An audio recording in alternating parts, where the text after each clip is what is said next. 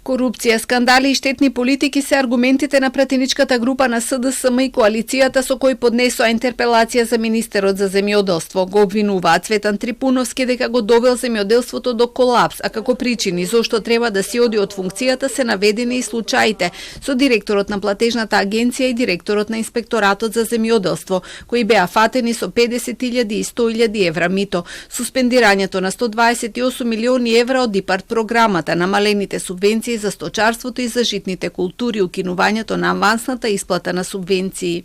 Интерпелацијата ја поднесуваме поради сериозни, континуирани и веќе процесирани случаи на системска корупција невидена досега.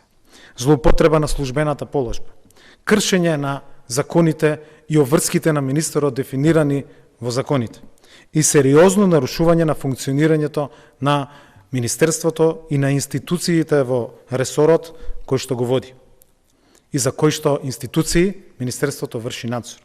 Николовски најави дека СДСМ првин ке бара политичка, а потоа и кривична одговорност за секоја штета. Трипуновски на Фејсбук му одговори дека интерпелацијата ќе биде неуспешна.